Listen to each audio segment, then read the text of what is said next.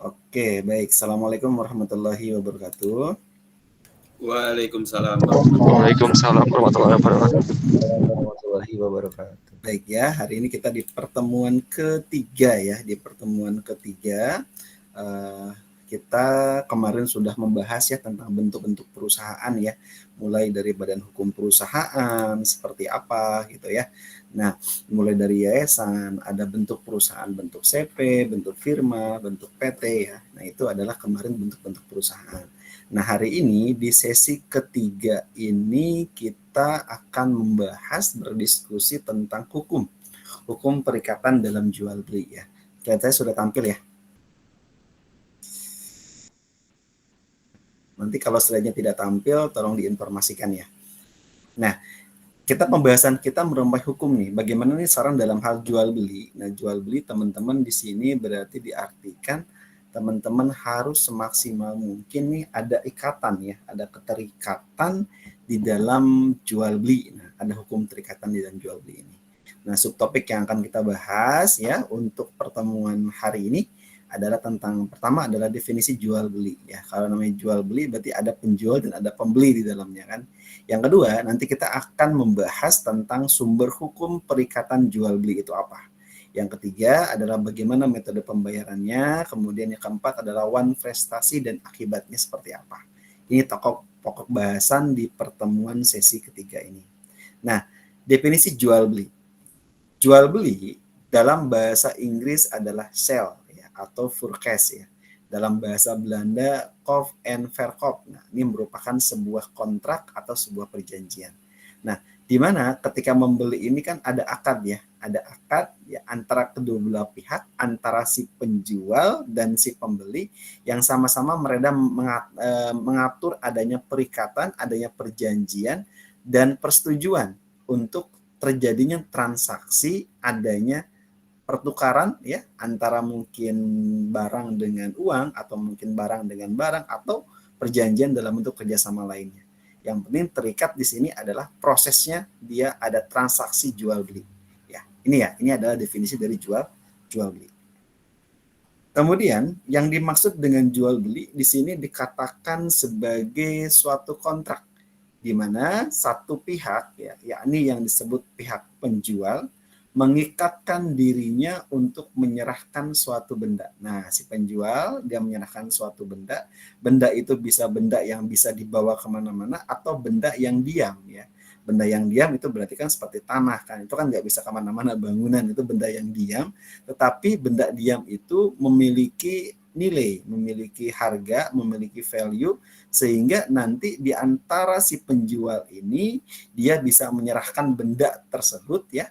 Sedangkan dari pihak lainnya yang disebut dengan pihak pembeli, ia adalah mengikatkan dirinya untuk untuk membayar harga benda tersebut sebesar yang telah disepakati.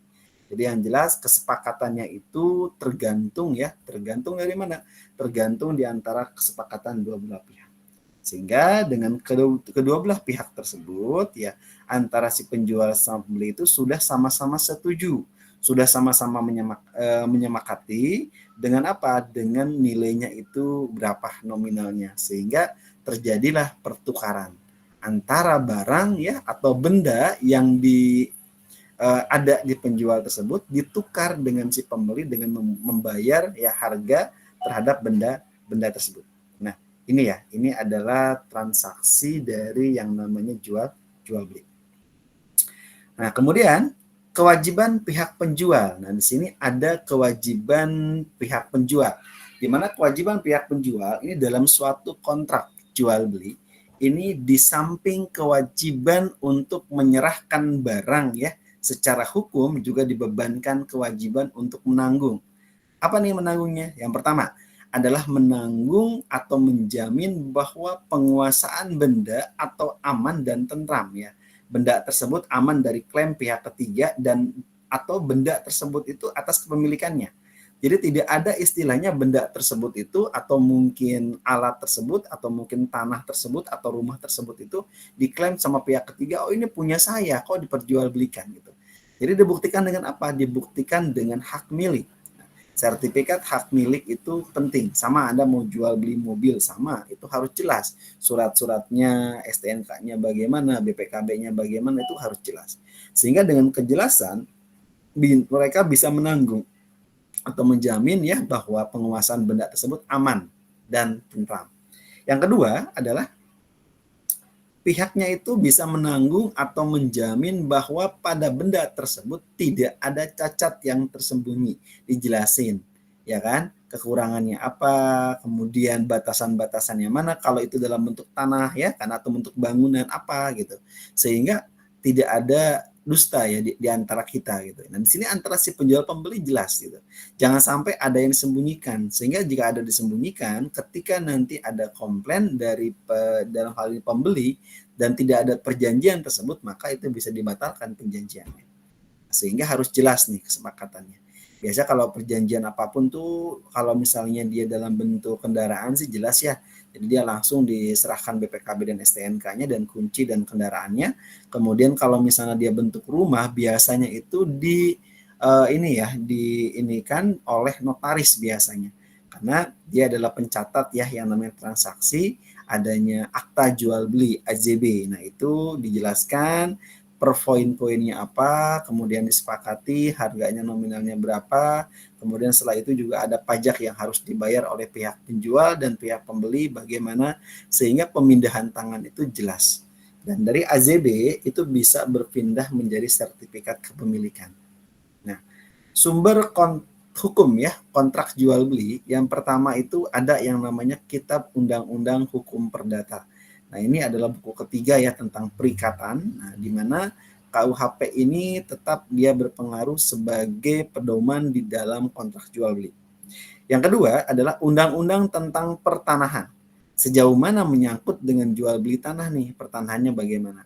Sehingga dengan tentang pertanahan sejauh ini berarti jelas. Nah, Undang-Undang Pertanahan itu adalah melibatkan pejabat hukum ya, dalam ini pejabat negara yang dipercayai adalah notaris ya, sehingga dia punya kekuatan hukum untuk mengesahkan dan untuk ibaratnya itu menangani atau menjembatani nih antara perjanjian kedua belah pihak, baik si penjual maupun si pembeli. Yang ketiga adalah hukum adat. Hukum adat setempat terhadap jual beli yang terkait dengan masyarakat adatnya itu apa, ya kan? Nah, ini biasanya biasa peraturan daerah ya, daerah sekitar yang di tempat tersebut dia punya aturan. Nah, maka aturan itulah nanti yang dijadikan sebagai acuan ya, yang atau mungkin hukum berikutnya yang berlaku di adat setempat. Kemudian yang keempat adalah jurisprudensi atau keputusan hakim terdahulu menjadi pedoman. Nah, ini kalau ada masalah ya sampai ke tingkat pengadilan, maka nanti salah satu putusan hakim ini menjadi salah satu pertimbangan. Kemudian selanjutnya yang kelima adalah perjanjian internasional. Sejauh mana yang menyangkut dengan jual beli internasional kalau kita menjual atau membeli suatu benda atau suatu barang yang melibatkan antar negara. Kita jual beli kendaraan antar negara itu kan harganya beda, pajak kan juga beda kan, atau jual beli rumah dan sebagainya antar negara juga diperbolehkan ya. Kemudian selanjutnya yang keenam adalah kebiasaan perdagangan baik nasional maupun internasional. Nah, ini adalah kebiasaan ini dilihat seperti apa. Pada kebiasaan orang jual beli kan misalnya ada nih dengan menggunakan calo ya, atau mungkin mediator bahasanya ya, atau perantara gitu. Nah, itu kan juga ada nominal yang dikeluarkan apakah 2,5% sampai dengan 10% biasanya. Kemudian yang ke-7 adalah tentang doktrin atau pendapat ahli. Nah, biasanya di sini adalah yang didengarkan adalah pendapat notaris atau lawyer atau segala macam yang memang dia paham tentang dunia hukum.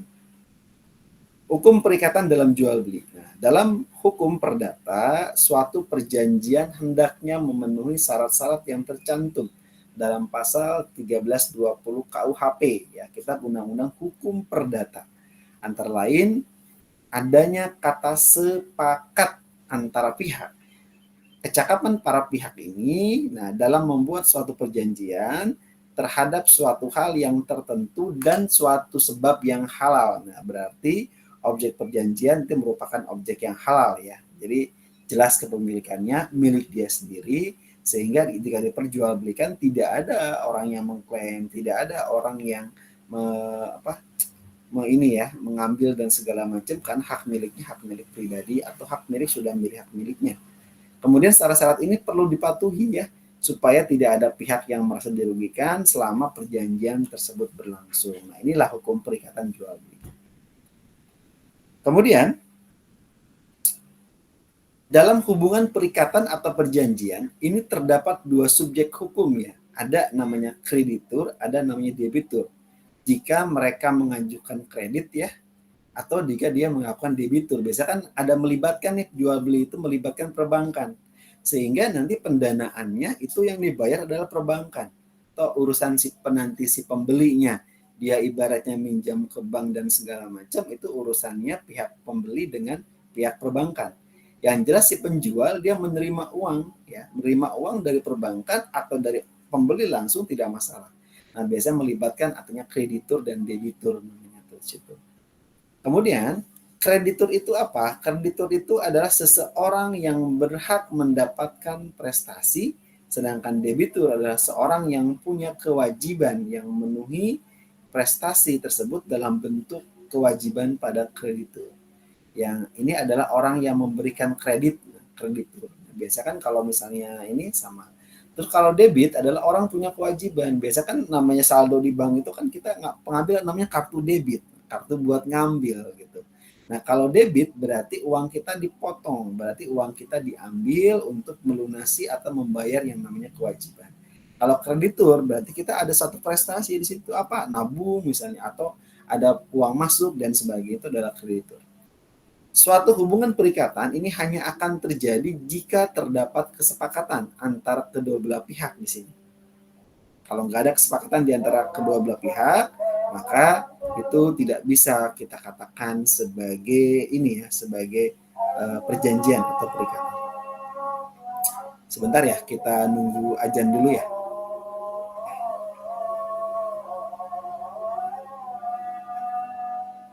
Baik, Pak.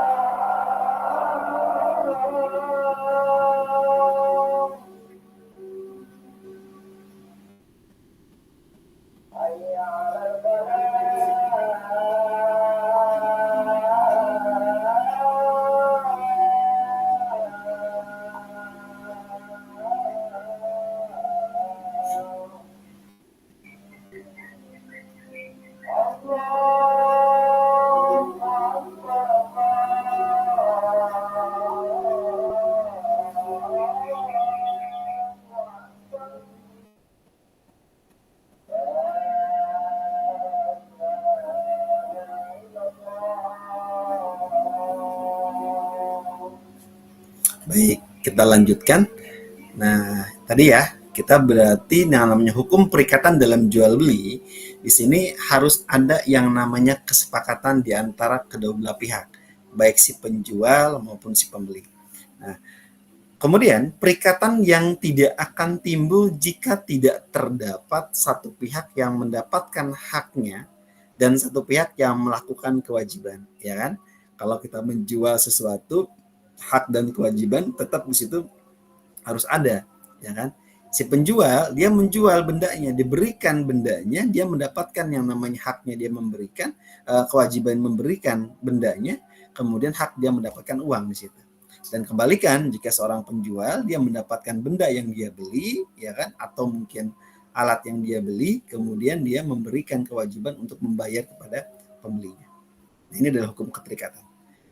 Kemudian, nah apa nih dilakukan dalam metode pembayarannya? Dalam metode pembayarannya, dalam jual beli ini bisa menggunakan metode pembayaran tunai. Nah, kalau metode tunai ini orang-orang terdahulu ya, orang-orang kolonial, biasanya mereka itu lebih senang membayar dengan menggunakan uang cash. Ya.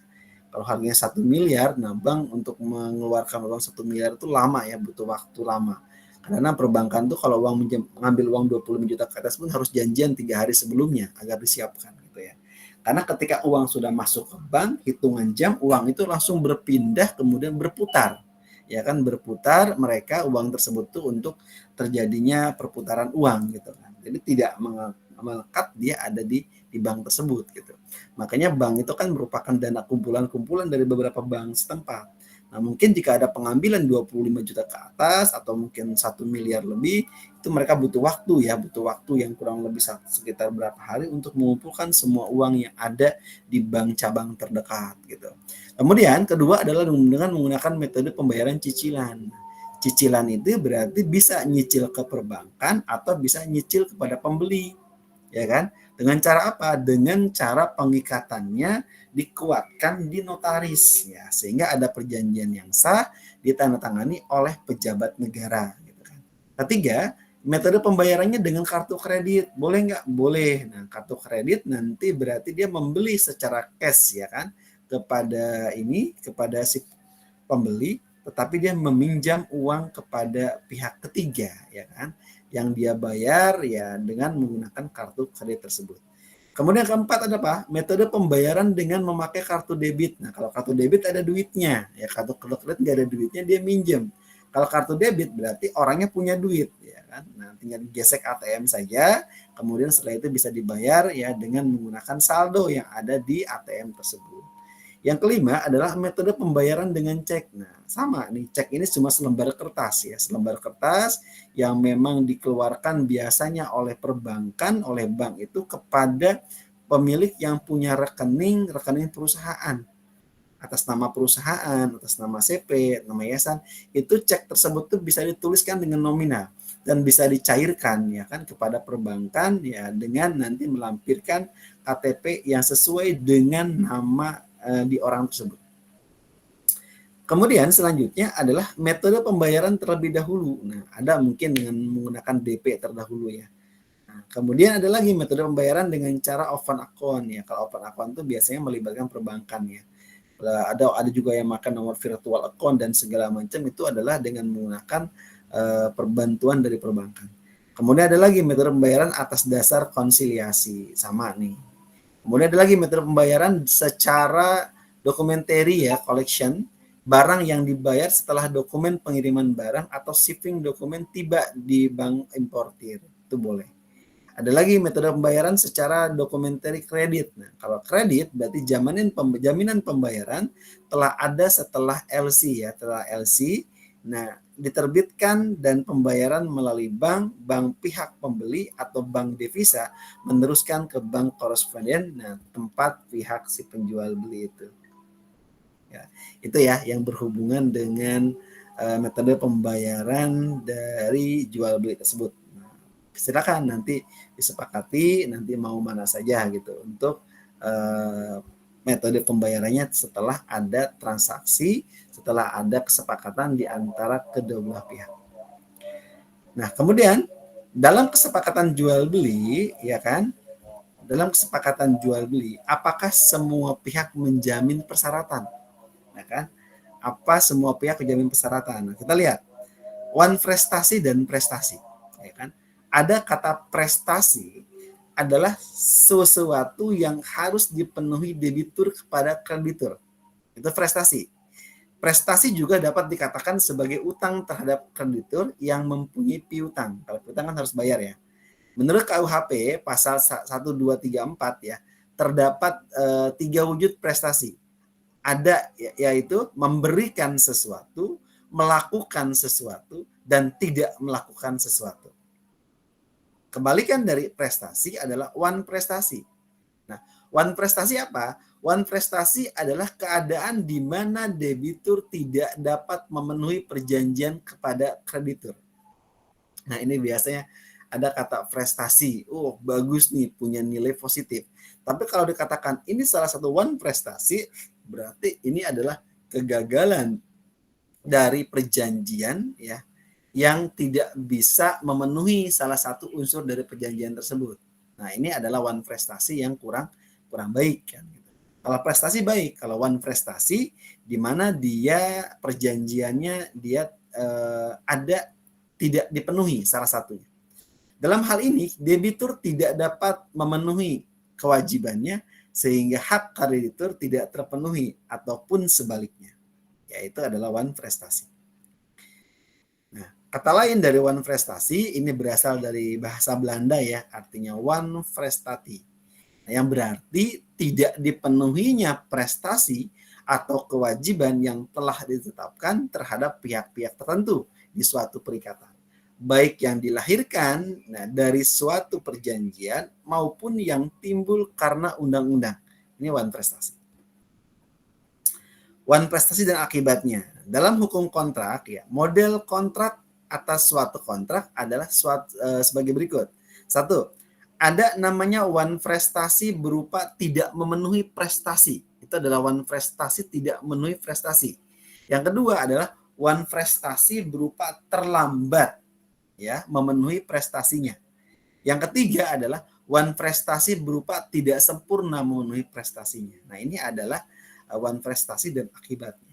Terus apa akibatnya, Pak? Akibatnya jika satu orang tidak bisa melakukan wan prestasi, berarti ada kegagalan yang tidak memenuhi syaratnya, maka ini terjadi wan prestasi yang tidak memenuhi prestasi. Tapi kalau terlambat gimana, Pak? Tidak sesuai targetnya. Ya, itu adalah terlambat. Kemudian ada lagi wan prestasi yang tidak sempurna memenuhi prestasinya. Jadi tidak sesuai dengan SOP atau target yang diberikan, masih ada kekurangan-kekurangan yang perlu perbaikan. Wan prestasi dalam perspektif hukum. Wan prestasi, nah ini menurut pasal 1238 di KUHP, yaitu Undang-Undang Hukum Perdata, yang berbunyi si berhutang adalah lalai apabila ia dengan surat perintah atau dengan sebuah akta sejenis yang telah dinyatakan lalai atau demi perikatan sendiri, ialah jika ini yang ditentukan. Artinya adalah dalam suatu kejadian wan prestasi biasanya terjadi karena lalainya debitur dalam memenuhi kewajibannya. Biasanya si penghutang ini bayarnya itu misalnya bayarnya tempo atau bayarnya cicil atau bayar dibagi 3 kali dan sebagainya. Nah, ini biasanya tidak sesuai dengan targetnya. Diminta tanggal 12, nah bayarnya baru tanggal 20 atau tanggal 25. Ini salah satu wan prestasi yang menyebabkan orang akan kehilangan dari kepercayaannya. Wan prestasi diatur dalam pasal 1243 ya KUHP ini. Dalam hal ini dikatakan ya bahwa penggantian biaya, rugi, dan bunga karena tidak terpenuhinya suatu perikatan barulah mulai diwajibkan antara si berhutang setelah dinyatakan lalai memenuhi perikatannya, tetap melalaikannya dan atau jika suatu yang harus diberikan atau dibuatnya hanya dapat diberikan atau dibuatnya hanya dapat diberikan dalam tenggang waktu yang telah dilampaukannya. Ini kan bahasanya kan berarti adanya keterlambatan.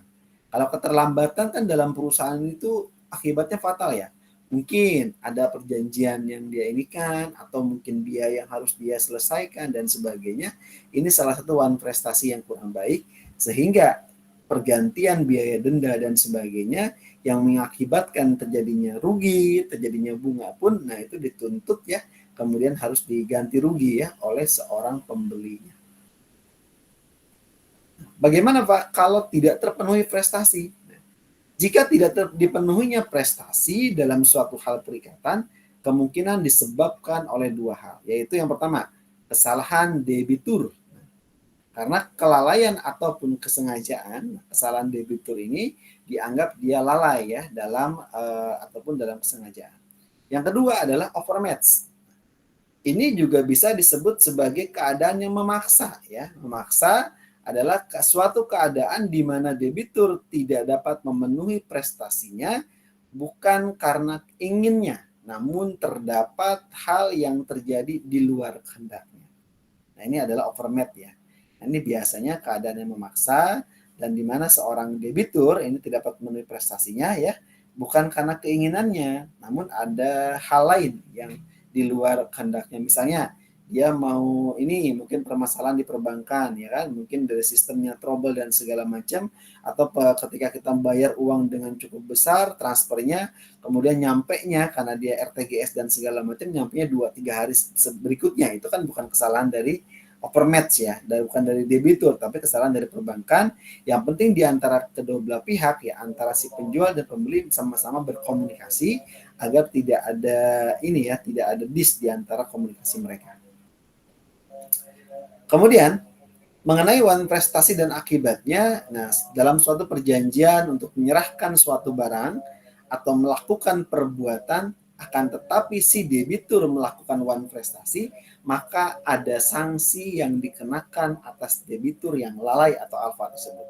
Satu, seorang debitur dia wajib namanya membayar ganti rugi atau kerugian yang ditimbulkan ya atas kelalaiannya, atas keterlambatan pembayaran dan segala macam. Yang kedua, boleh adanya terjadi pembatalan perjanjian dibatalkan. Yang ketiga adalah peralihan resiko. Nah, resikonya boleh dialihkan ya kan dengan berbagai macam kesepakatan. Kemudian yang keempat adalah membayar biaya perkara. Nah, ini kalau sampai dengan pengadilan ya, nanti membayar biaya perkaranya berapa. Nah, ini ada contoh ya, ini tahun 2021 ya, 15 Oktober ini tahun 2021, ini di pipa.co.id ya, ini Sriwijaya FC digugat 8,5 miliar karena kasus adanya one prestasi. Nah, ini diinikan oleh ini ya, FIFA. Nah, kabar tak sedap muncul dari Sriwijaya FC. Nah, klub spesialis juara yang kini merana di kasta kedua tersebut digugat Digi Olahraga Asia sebesar 8,5 miliar ke Pengadilan Negeri Jakarta Selatan. Permohonan gugatan terregistrasi 12 Oktober 2021 dengan nomor perkara 889-PDT.G-2021-VN Jakarta.Sel ya. Dalam surat gugatannya, tindakan one prestasi tersebut didasarkan pada yang namanya ada perjanjian pengelolaan aset sebesar 1,5 miliar, perjanjian kontroversi di obligasi 2,9 miliar, potensi pendapatan pengelolaan adalah sebesar 3 miliar, dan potensi bunga konvensi obligasi 1,16 miliar. Nah, Direktur Dirut nih utama Digi Olahraga, Anggoro Frajesta menjelaskan, tindakan one prestasi tersebut dimulai saat Digi Olahraga resmi mengelola aset digital klub sepak bola Sriwijaya FC sebagai sinergi transformasi digital dan klub Laskar Wongkito. Nah, ini apa yang terjadi? Ini adalah kelalaian yang dilakukan oleh Sriwijaya FC, kemudian digugat oleh penggugatnya ya, oleh Digi Olahraga Asia sebesar 8,5 miliar. Nah, sementara di perjanjian pengelolaan itu cuma 1,8 miliar. Tapi dia membayar kerugian nih, kerugian konvensi obligasi, kerugian pendapatan pengelolaan asetnya bagaimana ya. Sampai dengan dihitung-hitung sama mereka, ketemulah dengan angkanya fantastik. Di situ digugat dari 8,5 miliar. Nah, sama, teman-teman bangun suatu bangunan, targetnya tidak tercapai, sama itu ada ganti rugi kan yang diberikan. Nah, ini adalah contoh one prestasi yang adanya penggugatan terhadap Sriwijaya FC di Pengadilan Negeri Jakarta Selatan.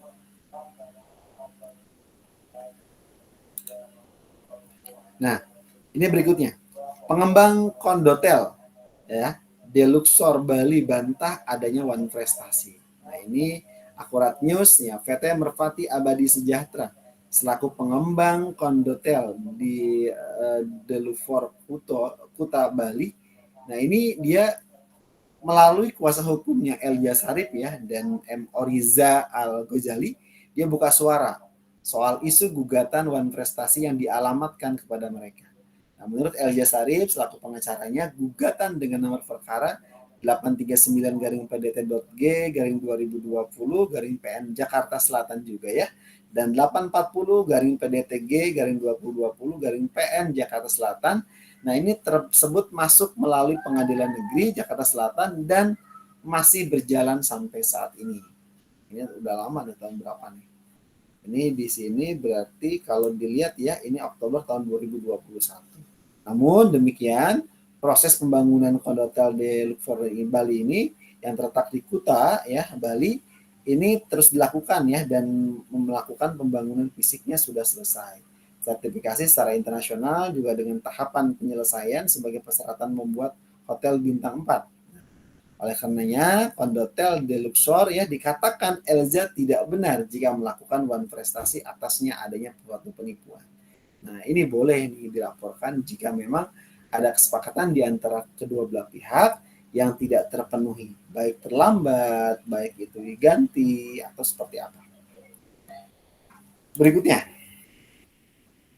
contoh lain. Sekda Kabupaten Kota Baru Said Ahmad ya sebut PT STC dilakukan Wan Prestasi pembangunan. Nah, ini dikatakan oleh Sekdes ya Kota Baru ya, Dr. Anis Haji Said nih menyebutkan bahwa PT Sebuku Tanjung Koal STC melakukan Wan Prestasi terkait dana kompensasi yang disepakati melalui Memorandum of Understanding MOU ya. Disampaikan Said Ahmad soal lambatnya reaksi perusahaan merealisasikan dana kompensasi terhadap pertemuan ya dengan aliansi kawal kompensasi. Pihaknya sudah beberapa kali mengirim surat. Surat terakhir dikirim ke perusahaan tersebut ya pada awal September tadi dan ditandatangani oleh Bupati Kota Baru setempat. Ia tidak berharap nih suatu ditandatangani Bupati tidak dihargai. Bahkan padahal MOU yang sudah dibuat sama-sama ditandatangani Bupati tersebut dan manajer dari PT STC. Nah, jangan sampai pemerintah dikatakan diam. Tidak sudah berapa kali menuntut kesepakatan-kesepakatan yang harus ditindaklanjuti perusahaan secara hukum. Pelanggaran ini mengkhianati MOU yang sudah dibuat. Wan Prestasi namanya tegas. Nah, ini menurut si Sekda ini. Nah, ini salah 3 contoh ya yang berhubungan dengan Wan Prestasi. Nah, mungkin itu di sesi ketiga. Selanjutnya kita sharing, kita diskusi, kita tanya jawab tentang apa? Tentang yang berhubungan dengan hukum jual beli. Monggo silakan.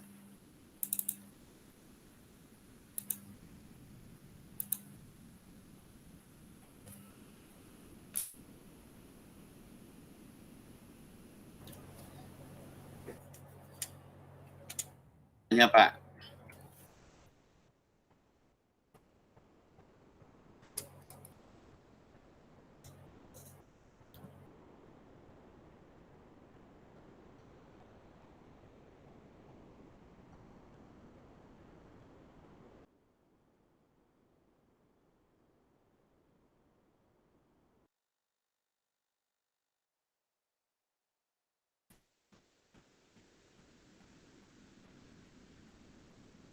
Oke, sorry terputus ya. Moga di itu lagi, Mas Darto silakan. Oke, terima kasih Pak. Gini Pak, saya punya kasus tentang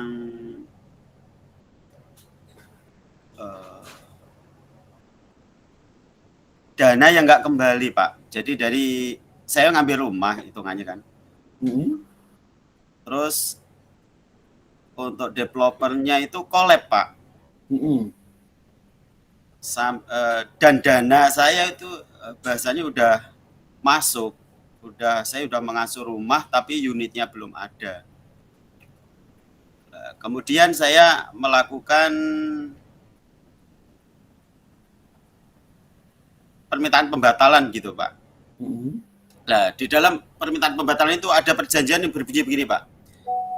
Dana akan dikembalikan paling cepat 3 bulan setelah akad ini ditandatanganin gitu. Nah, nyampe 2 tahun ini Pak, kok 2 tahun ya? udah 4 tahunan lah. Saya menggugat pihak developer itu nggak bisa, Pak. Itu hukumnya gimana ya, Pak? Untuk si developer ini, Pak? Oke, baik. Ini kendala ya atau permasalahan ya, karena mungkin developer ini kekurangan dari modal atau apa ya kendalanya ya. Karena kan gini, developer itu biasanya dia hanya membeli yang namanya itu lahan ya. Lahan itu dia beli, kemudian dia jaminkan kepada pihak perbankan, dalam hal ini bank. Biasanya kalau rata-rata developer itu kan ke bank BTN ya, Bank Tabungan Negara ya, karena memang mayoritas pemenuhan-pemenuhan untuk perumahan itu adalah bank BTN biasanya, atau bank lain. Nah, kemudian setelah dari pihak perbankan itu, perjanjian kita dengan developer itu kalau kita kredit ataupun ini, kita hanya baru punya namanya hak GB, hak guna bangunan.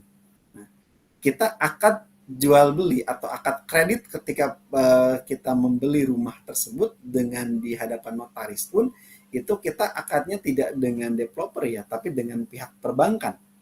Karena kenapa? Karena perbankan itu memberikan rumah tersebut ya dengan cara dicicil kredit berapa tahun nih? 5 tahun kah? 10 tahun kah? 15 sampai sekarang ada yang nyampe 20 tahun gitu kan. Nah, itu kita hanya punya namanya hak menggunakan bangunan. Tanahnya tetap milik bank. Jadi teman-teman, kalau misalnya nanti mengambil perumahan yang memang itu perumahan adalah masih dalam statusnya adalah teman-teman mencicil sampai puluhan tahun gitu. Nah, itu jika nanti misalnya rumah ini udah bagus banget, sudah diperbaiki, udah di tingkat 3 atau tingkat 4 misalnya dengan sudah diganti segala macam, tapi tanahnya tersebut tuh masih milik perbankan sampai dengan pembayaran kita selesai kepada perbankan. Nah, suatu ketika ada mungkin masalah orang yang tidak punya duit, akhirnya tidak dibayar cicilannya berapa tahun gitu ya. Kemudian diambillah sama perbankan. Ketika diambil sama perbankan itu benar. Kenapa? Karena hak miliknya kita hanya milik guna bangunan di dalamnya, tapi tanahnya tetap milik perbankan. Nah, kemudian setelah lunas pun tanah itu masih milik perbankan. Nah, kemudian nanti kita meminta kepada pihak notaris dalam hal ini pengalihan dari hak GB ke kepemilikan menjadi sertifikat hak milik. Kalau sertifikat hak milik itu berarti tanahnya sudah menjadi milik kita. Nah, kasus tadi di developer ini, karena developer ini hanya punya tanah yang dia inikan, kemudian diagunkan ke bank, akhirnya perbankan dia yang membiayain semuanya, tanah itu juga milik bank, bukan milik developer. Karena developer yang mungkin kolaps ya, keuangan yang diberikan oleh perbankan untuk membangun rumah segala macam dengan berbagai macam ini yang mungkin kekurangan atau mungkin ada suatu kelalaian dari pihak developer sehingga kolapslah developer tersebut. Ketika developer tersebut kolaps, nah biasanya ini akan ada sengketa, baik sengketa tanah dengan pihak perbankan atau mungkin tanah tersebut masih belum dilunasi kepada orang yang pemilik tanah aslinya. Ini sering terjadi gitu loh. Nah, atau ada juga yang paling parah developer dia tanahnya tersebut itu nggak diinikan ya, hanya disewakan puluhan tahun dengan syarat nanti ada kenaikan harga dan segala macam diiming-iming sama yang punya tanah, sehingga yang terjadi ketika terjadi permasalahan yang ada ya itu terjadinya pihak perbankan tidak punya kekuatan ya dalam hal ini kepada si developer tersebut gitu. Nah, jadi lemah posisinya gitu. Kalau boleh tahu sudah berapa tahun ngangsur, Mas Darto? Saya ngangsur sudah 4 kali berjalan sih Pak. Totalnya nyampe 14 jutaan lah Pak. 14 jutaan ya dari sampai dengan DP ya. Gitu iya, ya. Betul. Nah, berarti sampai dari bulan pertama itu sudah ada serah terima kunci, akad segala macam ya. Permasalahannya belum Pak, karena unitnya waktu itu tuh baru dipondasi Pak. Oh gitu, berarti belum ada akad, kemudian statusnya juga ini kekuatan hukumnya lemah itu. Karena kenapa? Karena ya namanya belum ada akad ya, makanya kan biasanya ketika kita membeli suatu ke developer, itu biasanya kita itu memberikan itu hanya yang pertama booking fee Booking free itu digunakan ketika membooking lahan atau tanah atau rumah yang akan menjadi ini kita ya, satu. Kemudian setelah booking fee biasanya nanti ada juga yang namanya akad kredit. Nah, akad itu biasanya itu di perbankan, kemudian juga di hadapan notaris. Nah, tanda tangan segala macam diketahui oleh pihak notaris sebagai pejabat negara yang berwenang untuk kepengurusan pertanahan dan segala macam. Sehingga yang terjadi ketika itu sudah masuk notaris, nah itu baru kekuatan hukumnya kuat gitu. Kalau kwitansi dari developer dan segala macam itu tidak kuat, tidak bisa dijadikan sebagai hukum ya, kecuali ada kekeluargaan ya di antara kedua belah pihak, dari pihak antara si developer tersebut dengan si calon pembelinya itu gitu. Nah, biasanya banyak ya yang kayak gitu ya. Ada biasanya sama teman-temannya banyak ya. Ada berapa orang tuh biasanya bareng-bareng biasanya kan kalau terkena kasus seperti itu gitu. Tapi kalau kehadapan hukum segala macam lemah ya karena posisinya belum akad masalahnya. Karena kalau sudah akad berarti sudah tercatat secara hukum di notaris di bawah pejabat negara yang berwenang pada waktu itu. Nah, kalau belum ya berarti ibaratnya perjanjiannya pun tidak ada, itu pun hanya bukti kwitansi dan segala macam, itu mah kebaikan di antara si developernya aja sebenarnya sih. Kalau developernya dia ibaratnya bahasanya dia developernya dia tidak bertanggung jawab ya, yang kasihan ya para nasabahnya yang paling kasihannya seperti itu. Makanya nih agak hati-hati buat teman-teman ketika misalnya dalam hal pengambilan akad kredit rumah dan segala macamnya. Hanya boleh kita itu memberikan DP juga sebenarnya itu tidak usah kita lunasi terlebih dahulu, sebelum akad itu baru kita lunasin di perbankannya, itu lebih aman. Ketika sudah ada di perbankan, nah itu sudah enak. Artinya di hadapan notaris berarti resmi, tinggal nanti ambil kunci dan segala macam itu gak masalah. Karena secara hukum developer tidak akan kabur karena sudah dicatat oleh pejabat negara yang berwenang sebagai akta PPAT ya, PPAT segala macam. Seperti itu. Mas Darto jadi pengalaman aja lah Mas Darto. Ini sharing sama teman-teman ya, berarti ini ada manfaatnya nih. Mas Darto cerita dan teman-teman juga sama gitu. Yang masih pada muda-muda, yang masih belum punya rumah mau kredit dan segala macam sama. Sama halnya teman-teman juga kalau mau ngambil kendaraan mobil dan segala macam juga sama. Jadi ketika kita hanya boleh memberikan itu paling hanya sekitar uang ini ya, uang DP atau bukan uang booking saja. Nanti ketika pelunasan DP pertama itu tetap harus di showroomnya aja. Di showroomnya diselesaikan dengan baik. Setelah itu ada perjanjian segala macam ke pihak perbankan atau leasingnya, kemudian dapat nomor segala macam, baru itu kita lebih resmi penggunaannya. Jangan sampai juga sama teman-teman mau beli mobil terus diberikan sama salesnya begitu aja gitu tanpa adanya ini dilunasin semua DP. Nah, hati-hati juga seperti itu. Jadi zaman sekarang apalagi berbicara uang, uang itu nggak ada saudaranya. Ya, uang itu nggak ada temennya. Jadi hati-hati banget gitu kalau misalnya berhubungan dengan uang, karena zaman sekarang itu kesempatan yang ada itu dijadikan sebagai salah satu ajang bagi orang-orang yang tidak mengerti tentang hukum. Nah, kalau tidak mengerti tentang hukum ya bahaya, kitanya akan lebih gampang dibodohi kan sama orang-orang yang merasa bisa dan orang-orang tidak bertanggung jawab seperti itu. Thank you Mas Darto biar sharing sama temennya. Monggo ada lagi yang mau sharing silakan atau mau diskusi silakan.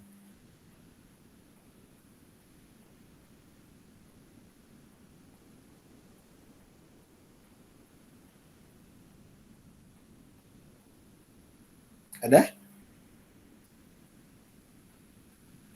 Nggak ada ya? Cukup ya? Jadi kalau di kesimpulan untuk ini, biasanya banyak sekali ya prestasi yang memang dilakukan oleh pihak-pihak tidak bertanggung jawab. Sama teman-teman, jika teman-teman siapa tahu nanti di antara sini teman-teman yang kuliah sebagai sarjana manajemen atau calon sarjana SAK, sarjana akuntansi, tertarik mendalami ilmu hukum gitu kan, teman-teman bisa aja kan jatuhnya kan kalau ilmu hukum itu S1 hukum, kemudian kuliah, kemudian nanti kan ngambil boleh hukum perdata atau hukum pidana. Kalau hukum perdata biasanya nanti S2-nya ngambil ke magister kenotariatan. Nanti ujungnya sebagai notaris, ya kan? Nah, itu juga sama ada tesnya, ada segala macam penempatan dan segala macam kan. Penempatan pertama biasanya nggak mungkin di kota-kota besar, biasanya di kota-kota yang di dalam-dalam dulu selama 1 sampai dengan 2 tahun. Setelah itu nanti baru bisa minta pindah ke daerah yang lebih besar, yang lebih potensial. Nah, atau kalau Anda mau jadi seorang lawyer, seorang advokat, nanti setelah S1 hukum ikut namanya ada pendidikan selama 6 bulan di anggota Peradi, Persatuan Advokat di situ kan. Nah, nanti setelah itu dapat kartu anggota sebagai advokat dan kita bisa untuk menjadi ini ya, menjadi orang yang ibaratnya kuasa hukum dan segala macam. Nah, siapa tahu ada yang mau kuliah lagi gitu. Nah, saya kemarin ada mahasiswa saya itu dari S1 Teknik Komputer ya, Teknik Informatika, S1-nya Eskom, kemudian saya dengar dia lagi sedang ambil lagi kuliah S1 Hukum ya. S1 Hukum, tujuannya dia untuk menjadi seorang lawyer. Padahal dia sudah S1 lagi. Nah, S1 lagi, tidak masalah sebenarnya. Cuma kalau teman-teman dari jurusan apapun bisa nggak ngambil S2 hukum? Bisa. Cuma tidak bisa jadi lawyer ya. Karena lawyer itu persyaratan pertamanya menjadi seorang advokat atau lawyer itu dia pendidikan harus S1 hukum gitu ya pendidikannya. Jadi kalau S2 hukum itu teman-teman hanya bisa mengajar sebagai dosen di fakultas hukum gitu karena dianggapnya teman-teman lebih ke arah menguasai hukumnya di pendidikan tingginya bukan di S1-nya gitu kan. Itu syarat utamanya. Nah, kemudian pengacara ini adalah salah satu profesi. Salah satu profesi yang nanti pekerjaannya boleh secara mandiri atau pekerjaannya boleh di seluruh perusahaan yang ada di Indonesia. Baik itu perbankan, itu juga perlu legal ya. Baik perusahaan juga perlu orang-orang hukum di dalamnya. Termasuk mungkin HR juga, HRD itu salah satunya pasti akan ada orang hukum di dalamnya. Karena kita diminta legal, orang-orang yang memang dia mengerti tentang masalah hukum itu. Kalau tidak mengerti secara otomatis nanti membahayakan kan jika ada kesalahan atau kata-kata perjanjian yang kurang tepat dan segala macam. Sehingga apapun yang kita pikirkan ke depan itu, fenomena kehidupan yang ke depan itu, perkembangan yang paling dahsyat itu adalah perkembangan di bidang teknologi. Kedua, ekonomi pasti akan ngikut ya di bidang ekonomi. Kemudian yang ketiga adalah di bidang kesehatan, itu pasti ya di pandemi kemarin kan luar biasa ya, kita berlomba-lomba dengan berbagai macam hal di masa pandemi, kita berlomba-lomba ingin sehat gitu ya. Dan sampai sekarang pun ini salah satu perkembangan dahsyat. Dan orang sekarang nggak mau sakit dan orang juga nggak mau tua gitu. Walaupun kodratnya ya manusia akan tua gitu.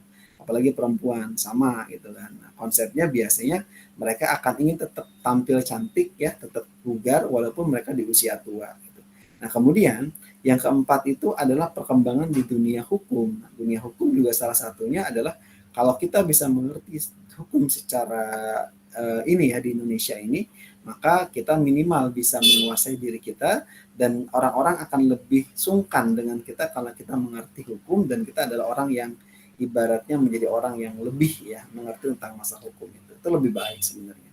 Siapa tahu nanti dari teman-teman tahu adiknya atau kakaknya atau saudaranya yang kuliah ngambil hukum ke depan ya itulah perkembangannya ke depan. Nah, persaingan itu tetap akan menjadi hal yang utama, hal yang lumrah ya dalam kehidupan. Karena kalau tidak ada persaingan di dunia ini, kita tidak akan bisa bersaing dengan kehidupan yang di masa yang akan datang. Kita tidak akan bisa memenangkan persaingan kalau kita tidak ada di arena persaingan tersebut. Jadilah orang yang tampil di arena persaingan tersebut, jadilah orang yang terdepan ya, sehingga kita akan menjadi pemain ya, bukan hanya penonton. Kalau kita penonton doang ya kita hanya bisa ini mengomentari saja ya.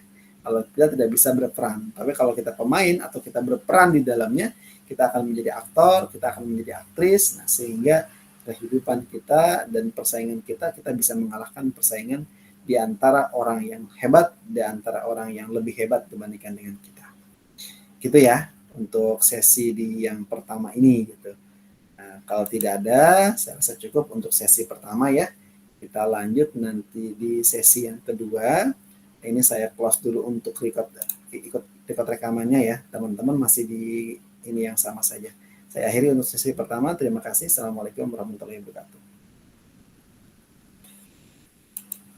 Wabarakatuh.